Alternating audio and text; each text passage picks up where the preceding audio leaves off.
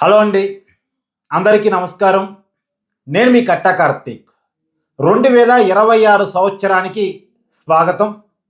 నన్ను అభిమానిస్తున్న, ఆదరిస్తున్న మీ అందరికీ కూడా ముందస్తుగా నూతన సంవత్సర శుభాకాంక్షలు. 2025 సంవత్సరంలో తీవ్రమైన వ్యతిరేకతను ఎదుర్కొన్న వ్యక్తి ఎవరన్నా ఉన్నారు అంటే అది నా అన్వేషణ యూట్యూబర్ అన్వేష్. అతన్ని ఫాలో అయ్యే లక్షలాది మంది ఫాలోవర్స్ కూడా అతన్ని తీవ్రంగా అసహించుకుంటున్న పరిస్థితి. గత 3-4 రోజుల్లో ఒక 2 లక్షల మంది యూట్యూబ్ ఫాలోవర్స్ అన్సబ్స్క్రైబ్ చేశారట. అలాగే ఒక 2.5 లక్షల మంది ఇన్స్టాగ్రామ్ ఫాలోవర్స్ కూడా అన్ఫాలో చేశారట. అంటే దగ్గర దగ్గర 3-4 లక్షల మంది సబ్స్క్రైబర్స్ని ఈ 3-4 రోజుల్లో నాన్వేష్ నష్టపోయాడు. అంతమందిని తన సబ్స్క్రైబర్స్గా ఫాలోవర్స్గా మార్చుకోవటానికి నాకు తెలిసి కొన్ని సంవత్సరాలు ప్రయత్నం చేస్తుంటే అంతమంది వచ్చి ఉంటారు. కానీ ఒక 2-3 రోజుల్లోనే అంతమంది అన్ఫాలో అన్సబ్స్క్రైబ్ అయ్యారు అంటే కారణం కేవలం నోటితోల.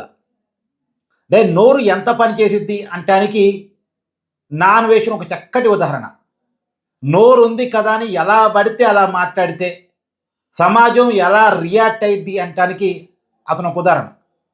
అతనిది ఆంధ్రప్రదేశ్ విజయనగరం జిల్లా. చాలా కింది స్థాయి నుంచి ఎదిగిన వ్యక్తి. ఒక యూట్యూబర్గా తనకంటూ ఒక స్థాయిని క్రియేట్ చేసుకున్నాడు. ఒక ట్రావెలర్గా, ప్రపంచ యాత్రికుడిగా గుర్తింపు పొందాడు.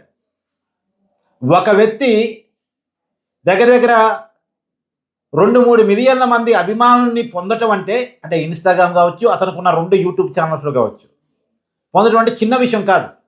అంత ఈజీగా ఫాలోవర్సు, సబ్స్క్రైబర్సు రారు. కానీ చాలా కష్టపడి వాళ్ళని మెప్పించి తెచ్చుకున్నాడు. కానీ కేవలం నోటితోల ఇప్పుడు అతన్ని ఆగమాగం చేసింది. ఇప్పుడు అతని మీద కేసులు కూడా నమోదవుతున్నాయి. నాకున్న సమాచారం మేరకు హైదరాబాదు పంజాగుట్టులో కరాటే కళ్యాణి గారు కేసు నమోదు చేశారు. ఖమ్మం అర్బన్లో అతని మీద కేసు నమోదైంది. అలాగే వైజాగ్లో అతని మీద కేసులు నమోదైనవి. అలాగే విజయవాడలో కూడా ఏదో కేసు నమోదైందని తిరిగి వస్తున్న సమాచారం. సో అనేక చోట్ల నాన్వేష్ మీద కేసులు నమోదైనవి. కాకపోతే అతను మన దేశంలో లేడు అరెస్ట్ కావటానికి. థాయిలాండ్లో ఉన్నాడు. అతని పాస్పోర్ట్ని రద్దు చేయాలనే ఒక డిమాండ్ సోషల్ మీడియాలో వినపడుతున్నాయి. కానీ అంత ఈజీగా పాస్పోర్ట్ని రద్దు చేయటం అనేది కాదు. దానికి ఒక ప్రాసెస్ ఉంటుంది. అది ప్రొసీజర్ ప్రకారం జరగాల్సిన పని. ముందుగా కేసులు నమోదైన తర్వాత అతన్ని ఫోన్ ద్వారా పోలీసులు కాంటాక్ట్ చేసే ప్రయత్నం చేస్తారు. వాట్సాప్ ద్వారా అయినా అతనికి నోటీసులు పంపించి విచారణకు రమ్మని కోరతారు. అతను విచారణకు సహకరించకుండా, అతను విచారణకు హాజరు కాకుండా తప్పించుకు తిరిగే క్రమంలో మాత్రమే అతని మీద రెడ్ కార్నర్ నోటీసులు జారీ చేయటము, లుకౌట్ నోటీసులు జారీ చేయటము, అతను పాస్పోర్ట్ని రద్దు చేయటం ఇలాంటివి ఉంటాయి. అది స్టెప్ బై స్టెప్ జరిగే పని. సో ఇప్పటికిప్పుడు అతను పాస్పోర్ట్ని రద్దు చేస్తారని నేనైతే అనుకోను. అతను చేస్తున్న వీడియోల ప్రకారం థాయిలాండ్ దేశంలో ఉన్నట్టుగా అతనే చెప్పుకున్నాడు కాబట్టి ఆ దేశంలో ఉన్నట్టు మనం భావించాలి. ఏదేమైనా ఆ దేశంలో ఉన్నాడు కాబట్టి ఇమీడియట్ అరెస్ట్ అయితే ఉండదు. ఎందుకంటే మన దగ్గర లేడుగా అతని మీద కేసులు నమోదైనప్పటికీ. అతన్ని అరెస్ట్ చేయడం సహజంగానే ఇప్పుడు కేసులు నమోదైనవి కాబట్టి ఇటు తెలంగాణ పోలీసులు, అటు ఆంధ్ర పోలీసులు ఇద్దరూ చూస్తూ ఉంటారు. అయితే పోలీసులతో సంబంధం లేకుండా అతను దొరికితే చితకబాటడానికి మహిళా సంఘాలు కావచ్చు, హిందూ సంఘాలు కావచ్చు, ప్రధానంగా సోషల్ మీడియా యాక్టివిస్టులు చాలామంది రెడీగా ఉన్నారు. కాకపోతే అలా సొంతంగా ఎవరికి వాళ్ళు ఈపు పగలు కొడతామని చెప్పడం చట్టవిరుద్ధం. అది సాధ్యం కాయే పని కాదు, కరెక్ట్ కూడా కాదు. కానీ అతను మాట్లాడిన మాటలు చాలామందిలో ఆవేశాన్ని తెప్పించాయి. తర్వాత అతను నిజానికి ఏదో ఆ పూటకి తప్పుగా మాట్లాడినప్పటికీ తర్వాత క్షమాపణ చెప్పే పద్ధతి బాగున్నా అతను జనం క్షమించేవారు. క్షమాపణ చెప్పే పద్ధతి కూడా బాగలేదు. ఏదో చెప్పాలి కాబట్టి చెప్తున్నట్టు అనిపించాడు తప్ప అతనిలో ప్రాశ్చాత్తాప గుణం కనపడలేదు. ఆ రోజు క్షమాపణలో నాకైతే ప్రాశ్చాత్తాపం కనపడలేదు. పైగా సహజంగానే అతని మీద చాలా కోపంతో ఉన్న వాళ్ళు ఉంటారు. ఎందుకంటే అతను ఎలా యూట్యూబ్లో, ఇన్స్టాగ్రామ్లో, సోషల్ మీడియా ఇన్ఫ్లుయెన్స్లో అతనిలాగా ట్రావెల్ బ్లాగ్స్ చేసేవాళ్ళు, ప్రపంచ యాత్రికులుగా ఉన్నవాళ్ళు, యూట్యూబ్లో ఎదిగిన వాళ్ళందరితో ఇతని గొడవలు ఉన్నాయి. బెట్టింగ్ యాప్ల విషయంలో వాళ్ళందరినీ గెలికి వదిలేశాడు. సో వాళ్ళందరికీ సహజంగా నా అన్వేషణ మీద చాలా కోపం ఉంది. వాళ్ళందరూ కూడా ఇప్పుడు రెచ్చగొడుతున్నారు జనాన్ని. మీరు ఇంకా బుద్ధుందా లేదో ఏంటి ఇది ఇంకా సబ్స్క్రైబర్స్‌గా ఉంటారా? మీరు తెలుగు వాళ్ళేనా? మన దేశాన్ని ఇంత ఇలా మాట్లాడాడు. మన తెలుగు వాళ్ళ గురించి ఇలా మాట్లాడాడు. గరికపాటి గారి గురించి ఇలా మాట్లాడాడు. హిందూ మతం గురించి ఇలా మాట్లాడాడు. ఇలాంటి వాళ్ళకి మీరు సబ్స్క్రైబర్స్‌గా ఉంటారని వాళ్ళు రెచ్చగొట్టి అన్‌ఫాలో చేపించేటువంటి ప్రయత్నం వాళ్ళు చేస్తున్నారు సహజంగానే. ఇంకా ఇన్ని లక్షల మంది ఫాలోవర్స్ ఉన్నారా? ఇంతమంది సబ్స్క్రైబర్స్‌గా ఉన్నారా అనేది. సరే నిజానికి అతను నా అన్వేషణ సంపాదించుకున్న ఆస్తిగా ఆ సబ్స్క్రైబర్స్‌ని, ఫాలోవర్స్‌ని చూడాలి. కష్టపడి సంపాదించుకున్న అంత ఈజీగా ఫాలోవర్స్, సబ్స్క్రైబర్స్ రారండి. దాని వెనకాల చాలా కష్టం ఉంటది. కాకపోతే అతను మాట్లాడిన మాటలు మాత్రం తీవ్రంగా అభ్యంతరకరమైనవి. మనం కూడా గట్టిగానే వీడియో చేసాం ఆ రోజు అతను మాట్లాడిన మాటలను బట్టి. కాకపోతే ఇంతమంది అతను అసహించుకున్న తర్వాత అతను ఏమైనా మార్పు వస్తా మనం రాబోయే కాలంలో చూద్దాం. కానీ అతని కెరీర్ అయితే చాలా డౌన్‌ఫాల్‌లో నడుస్తుంది. ఇప్పుడు చాలామంది కామెంట్స్‌లో కూడా గతంలాగా నాన్ వెజ్‌ని మేము చూసే పరిస్థితి లేదు. అతని మీద మాకు ఒక అసహ్య భావం వచ్చింది. ఇన్నాళ్ళు మేము ఫాలో అయింది ఇతన్నా అనేటువంటి ఒక ఫీలింగ్ మాకొచ్చింది అనేది. నిజంగా అతని భాష కూడా ఇప్పుడే కాదు గతంలో కూడా అతని భాష ఏం బాగాలేదు. నిజానికి క్షమాపణ చెప్పడం కూడా ఇది కొత్తేం కాదు. విజయవాడలో ఒక యూట్యూబర్ వాళ్ళ మదర్‌ని తిట్టాడు, క్షమాపణ చెప్పాడు. అప్పుడు ఒక లాయరు వార్నింగ్ కూడా ఇచ్చాడు. అయినా అప్పుడు క్షమాపణ చెప్పాడు మొత్తానికి. కానీ మళ్ళా తిట్టడం ఆపలేదుగా. బెట్టింగ్ యాప్‌ల విషయంలో కూడా అప్పుడు కూడా ఒక యూట్యూబర్ తల్లిని తిట్టాడు.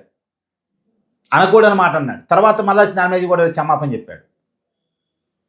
తర్వాత ఇప్పుడు మళ్ళా మహిళలను ఉద్దేశించి తప్పుగా మాట్లాడే ప్రయత్నం. ఒకవైపు మహిళలు సపోర్ట్ చేస్తున్నానని చేస్తూనే ఇంకోటి శివాజీని పచ్చి బూతులతో లాభాస్తోటి శివాజీ తల్లిని అవమానించేలా మాట్లాడే పద్ధతి. ఏదేమైనా ఇలాంటి వ్యక్తులు సోషల్ మీడియాలో బెట్టింగ్ యాప్లు ప్రమోట్ చేసేవాళ్ళు, లేదు అంటే బూతులు తిట్టి జనాన్ని మెప్పించగలిగిన వాళ్ళు, వీళ్ళు యూట్యూబ్లో ఫేమస్ కావటం నిజంగా బాధాకరమైన. అంటే ఎవరు సెలబ్రిటీలు అనేది ఒక మనమే తేల్చుకోవాలి. మనం తేల్చుకోవాలి. అసలు ఎవరు సెలబ్రిటీలు, ఎవరు ఇన్‌ఫ్లుయెన్సర్లు?